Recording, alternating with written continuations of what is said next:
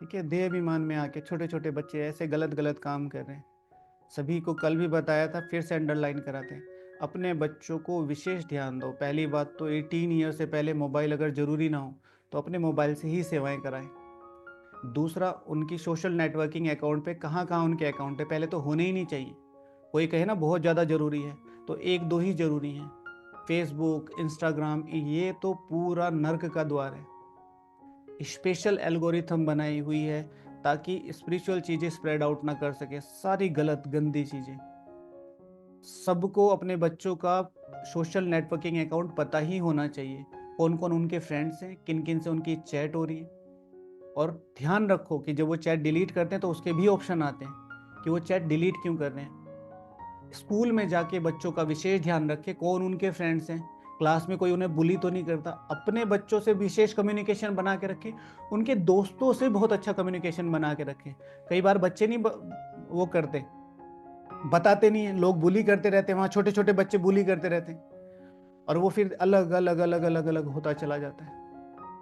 ये तो फिर गारंटी है कि भगवान हमारे साथ है, बच्चों के साथ है।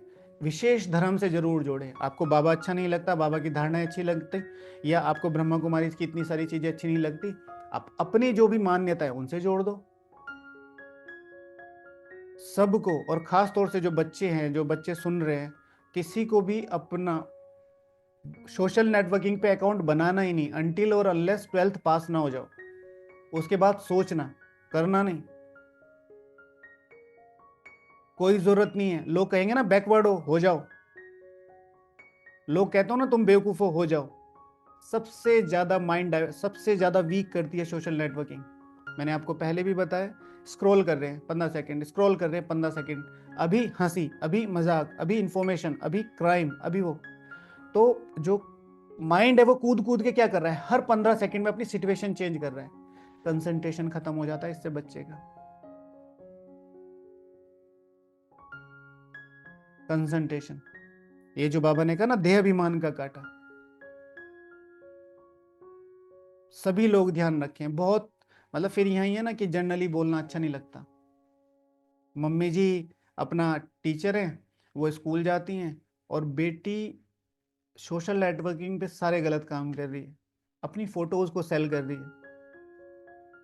कौन सी क्लास में? 11th क्लास में। सोचो, सिर्फ पैसे के लिए। छोटी बच्ची अपनी बॉडी को दिखा के उसको सेल आउट कर रही है। समझ रहे हैं? तो इतना खतरनाक चीज है। आप अपने आप को कूल मत समझो कि मैंने बच्चे को महंगा फोन दिला दिया और ये दिला दिया। Please pay very much attention. Special algorithm बनाई हुई है कि बच्चों तक कैसे रीच पढ़ाई जाए। स्पेशल एल्गोरिथम बनाई हुई है कैसे बच्चों को फंसाया जाए। स्पेशल एल्गोरिथम बनाई गई है कि जैसे ही यूथ इस चीज में फंसेगा, जो कि फंस रहा है, तो अपने आप ही बैकबोन देश की गिर जाएगी। तो प्लीज अटेंशन। तो इसलिए देवताओं के आगे जाकर नमस्कार करते हैं। आजकल के बच्चे कहाँ नमस्कार करते हैं? सोशल नेटवर्किंग, फैशन, जो आपको कोचिंग का बताया था कल परसों, कि अपने बच्चे को किसी भी वल्गर गाने पे डांस मत करने दो। टीचर कहती है ना कि ये स्कूल करा रहा है, ठीक है ना, गेट लॉस्ट। ठीक है, एक गाने पे डांस नहीं करेगा मेरा बच्चा तो ऐसा नहीं होगा कि वो दुनिया में कुछ नहीं कर पाएगा। किसी भी गलत गाने पे जिसके मूव्स, जिसके शब्द, क्या तरीका है? विद्या का मंदिर है ना, तुम कौन कौन से गाने पे ये सिखा रहे हो? तुम नाचना सिखा रहे हो इनको। ठीक है, अच्छे गाने हैं, भगवान के गाने हैं, भक्ति के गाने हैं, वैसे भी बहुत अच्छे अच्छे गाने हैं, चलो भगवान के नहीं करो। अपने बच्चों को कूल समझते हैं, ठीक है ना। बच्चा उल्टी सीधी हरकतें कर रहा है ना तो कूल समझते हैं कि हाँ मेरा बच्चा कूल है। वो शादी चल रही है, शादी में डांस हो रहा है और मेरा बच्चा गंदे गंदे गानों पे डांस कर रहा है और मैंने उसे स्टेटस पे लगा रखा है। आत्मा शब्दों को पकड़ती है और वो शब्द काम करेंगे। ऐसे गाने जिनका मैं यहाँ नाम भी नहीं ले सकता, मैं नाम नहीं ले सकता, सब ज्यादातर बच्चे तो कम ही बैठे ना।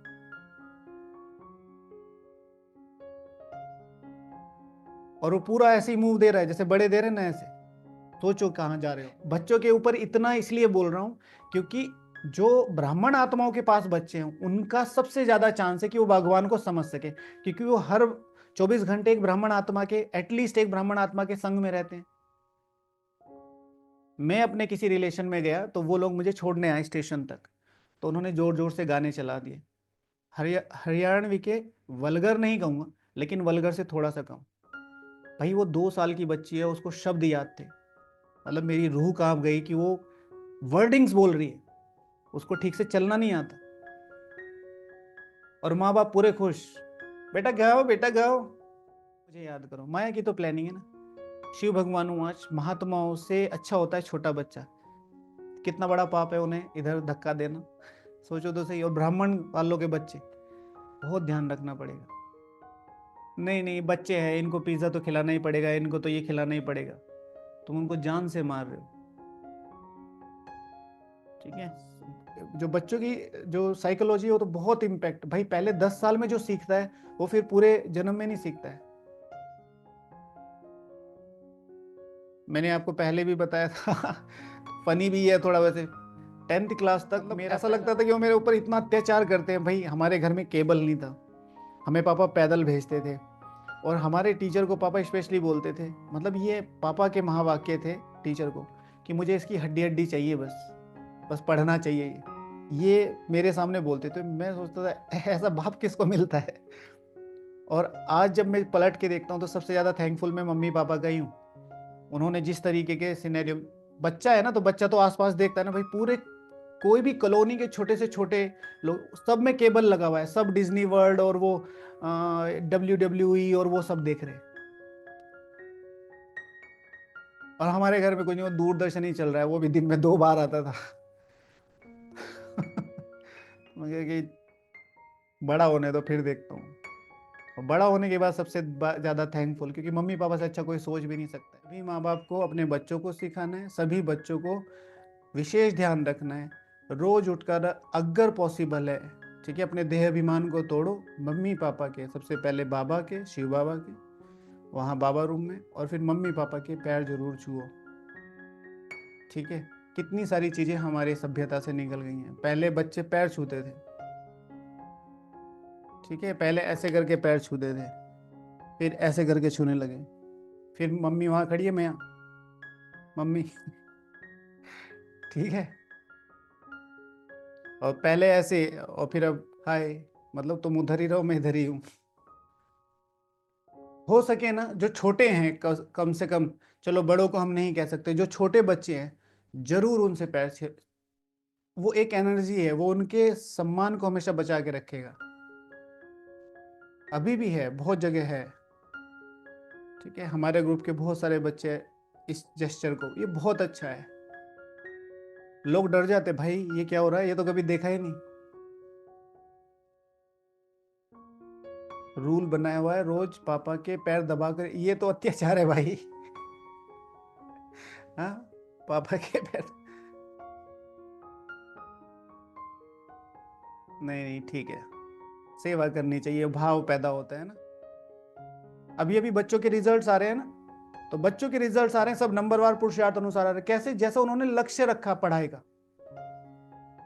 ठीक है, और सबको ध्यान रखना है, किसी को भी बच्चों को नंबर के लिए प्रेशराइज नहीं करना है।